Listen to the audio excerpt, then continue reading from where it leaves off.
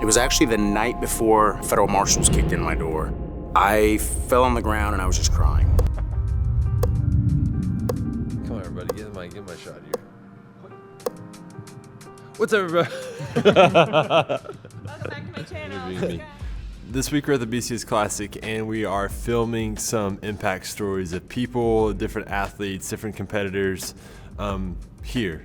And we're trying to do our best to tell the best possible stories we can, but in a very short amount of time. This competition's only a day and a half, so we filmed on Friday the interviews, and now it's Saturday, and we're filming all the footage for those interviews. Hey Will, what are you drinking, dude? C4, brought to you by Charlie Lima. He's had like 6 today. You're so close to me. So as a filmmaker, I don't know if you feel this way, but how annoying is it whenever you're trying to tell a great story? You film that story, you interview the character, and then you're done and it just isn't good enough. It doesn't feel right. There's no heart behind it. And you're just wondering, what did I do wrong? Well, in this video, I really want to dig deep into that feeling, the feeling that I have all the time. And I think the way that we told stories here at this BCS Classic is a really good way for you to improve on becoming a better storyteller, on developing that skill over time. So throughout this, we talk about why are we telling these stories. I kind of tell you a little bit of structure for how we actually tell these stories in a really fast way. And I'll share you 2 of the videos that we made. Why should stories like these matter?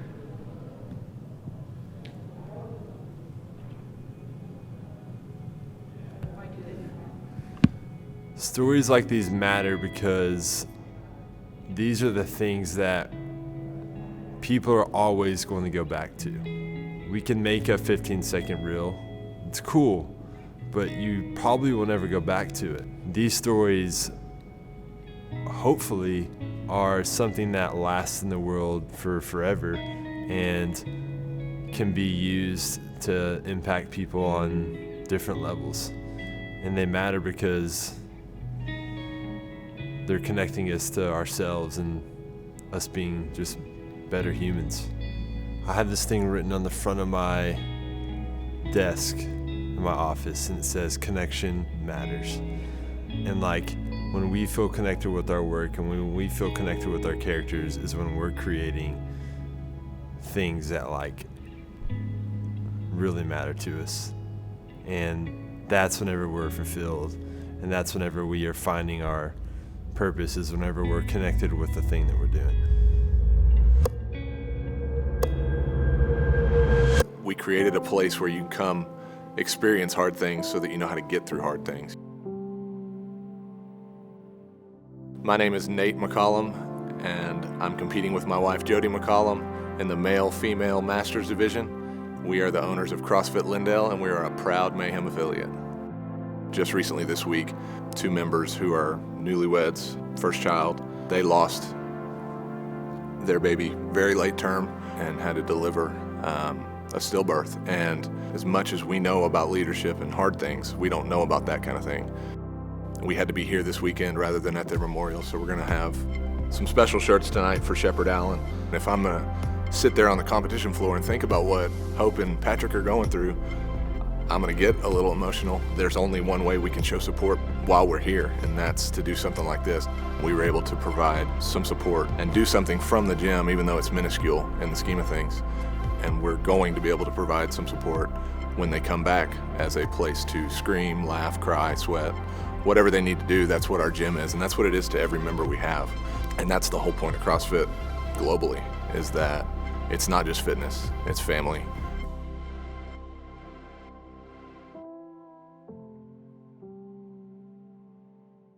So that was story number 1, and you should definitely hold up and wait for story number 2.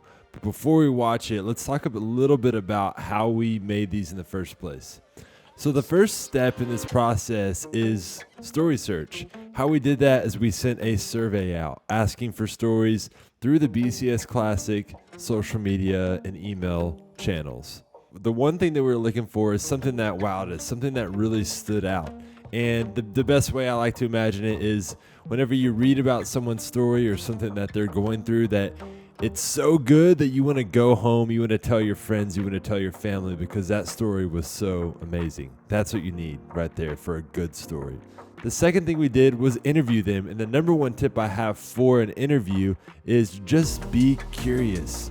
Care about the person, care about what their story is, and be interested in what is happening. And then connect the details to the story with emotion. You need details, but you need emotion. Don't weigh too heavy on one of those. So before I tell you the last couple of steps in this process, let's watch the second story. It was actually the night before federal marshals kicked in my door. I fell on the ground and I was just crying. I could see myself very clearly what I looked like, looking like an addict. I got arrested for bank robberies. I was a desperate addict and I made a terrible mistake, and I was taken away from my family because of that, and it was the best thing that ever happened to me. I just really don't think I'd be here today if that didn't happen. Being really lonely and just with yourself, it just changed me. I was like, man, this is not what I want. I was with people that enjoyed that life. When I got out of prison, I didn't have any friends. I was very lonely. Then I joined the CrossFit community and I had all these friends. And my goal was just like, I just want to be healthy. Now I chase after like this stuff. My wife, my children, and then my gym has been like my foundation. So for me, that's what fitness is. If life had not been so just rough and I had made so many bad choices, I wouldn't understand how great this is, where I'm at right now. Everybody has their version of a tough story. My reason or my purpose for sharing, it's that one person that it gets through to that is like, okay, he got through this and it got better. You're not alone, and it's so much better on the other side of it.